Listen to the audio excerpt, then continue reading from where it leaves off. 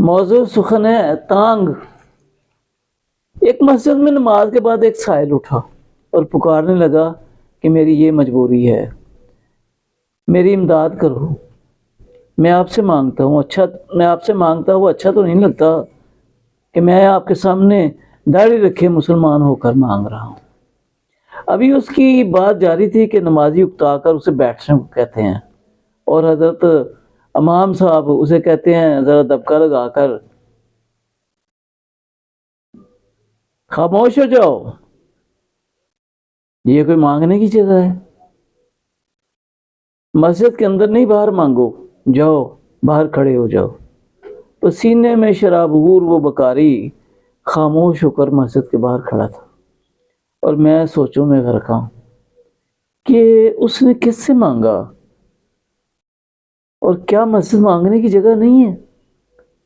میں امام صاحب سے خفا نہیں، اصل میں انہوں نے بقیہ نماز آسان طریقے سے آگہی اور دعا میں عز و نیاز اور انکساری شامل کرنے کے لیے ایسا کہا، اور اللہ تعالیٰ سے مانگنے کے لیے ہاتھ اٹھا لیے، اور ہم نے بھی۔ ابراہیم خان خانہ مغل بادشاہ اکبر کے وزیر خزانہ تھے۔ یہ ہمارے ایک عبدالجبار صاحب ہوتے تھے، ہمارے کیشیئر، اللہ تعالیٰ ان کو صحت دے۔ میں اپنے آفس سے AMS آفس سے فنانس سے نکلتا تو ساتھ آگے کیشیئر کا روم ہوتا تھا، تو میں پھر ان کو یہ شعر سناتا۔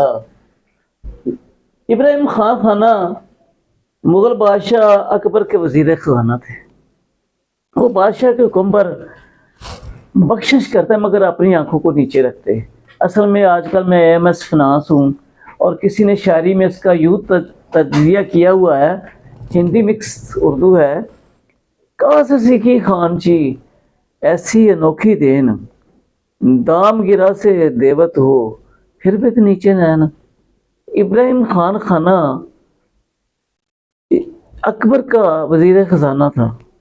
وہ جب بھی کسی کو بخشش دیتا یا کوئی وظیفہ دیتا یا پیسے دیتا تو وہ اپنی آنکھیں نیچے رکھتا تھا۔ تو کسی نے کہا کہاں سے سیکھی خان چی ایسی انوکھی دین، دام گرا سے دیوت پھر بھی تو نیچے نین۔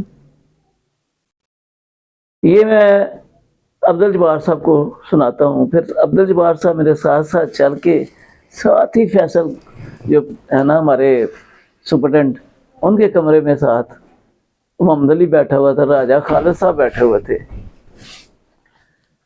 کہ خان صاحب ابراہیم خان خانہ خزانہ بانٹنے کا آپ نے یہ طریقہ کہاں سے سیکھا ہے؟ کیا کہ آپ اپنی جیب سے پیسے دیتے ہیں مگر اپنی نگاہیں نیچے رکھتے ہیں؟ تو ابراہیم خان خانہ جواب میں ارگزاشت کرتا ہے، دیون ہار ہی دیت ہے جو دیون ہے دن رین، لوگ بھرم مجھ پہ کریں اس ود نیچے نین۔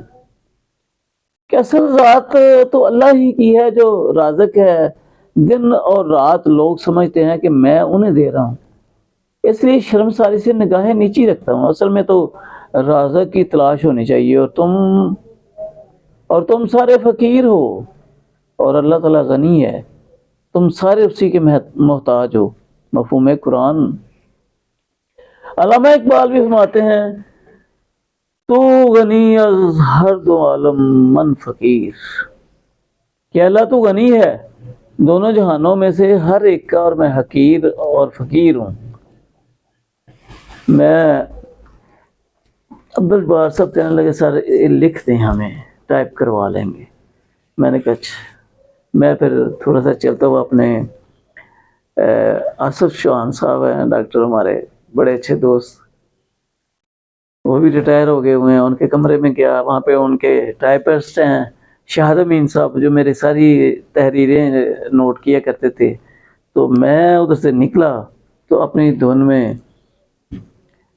چلا کہتے ہوئے رستے میں ڈاکٹر سعید احمد شاہ صاحب مل گئے، AMS صاحب ہمارے بڑے پیارے نورانی شکل والے، دودھ دی طرح مکھن ملائی ورگا انہوں کا چہرہ ہے۔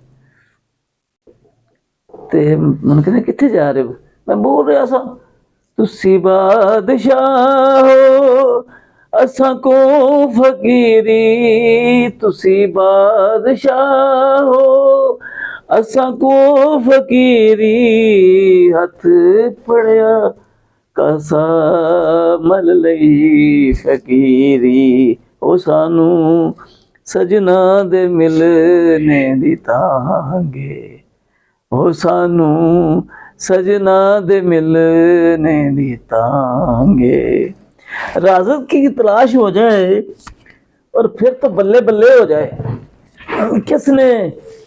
जिसने खुद को पहचाना उसने अपने अल्लाह यानी खालिक हकीकी को पहचान लिया। आए हम भी चलते हैं रज़ाक की तलाश में हैं। ओ सानू सजना दे मिलने दी तांगे।